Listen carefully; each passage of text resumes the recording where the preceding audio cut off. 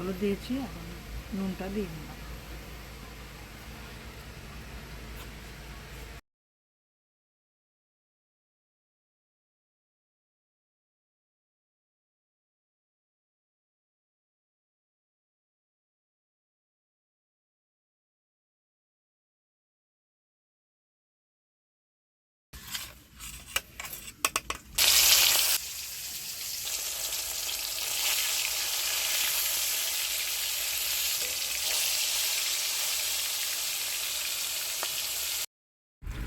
মাছ ভাজা হয়ে গিয়েছে, এখন আমরা তুলে নেব।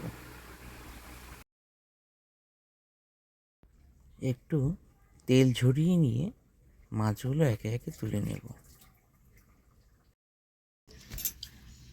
হলুদ গুঁড়ো, লঙ্কা গুঁড়ো, জিরে গুঁড়ো, ধনে গুঁড়ো আর স্বাদ মতো নুন। এখন আমি পরিমাণ মতো জল দিয়ে দিচ্ছি।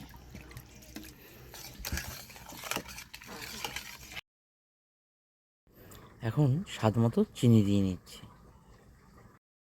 মশলাটিকে ভালো করে নেড়ে চেড়ে কষিয়ে নেব।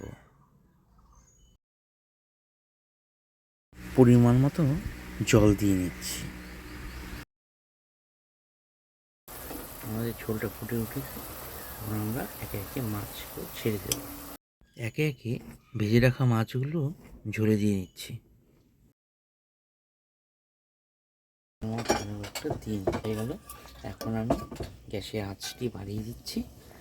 ভালো করে ফুটে উঠুক, নরম হতে সময় দিতে হবে না মাছটিকে। আজ অসাধারণ একটি রেসিপি নিয়ে আপনাদের সামনে এসেছি। দেখুন, বাড়িতে তৈরি করে অবশ্যই দেখবেন এবং জানাবেন কতটা সুন্দর এবং সুস্বাদু হয়েছে। আজকের রেসিপি চটজলদি চিত্রসুন্দরী। আর মাছের ঝোল রয়েছে সাথে। মাছের ঝোল রয়েছে, তো সেটাই মা বেরিয়ে দিয়েছে। চটজলদি চিত্রসুন্দরী আপনি অবশ্যই আপনার বাড়িতে তৈরি করবেন।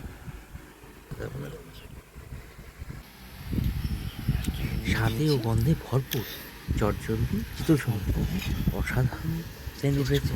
আপনারা অবশ্যই বাড়িতে তৈরি করে খাবেন এবং এখন আমি একটু টেস্ট করে জানাবো যে কতটা সুস্বাদু হয়েছে।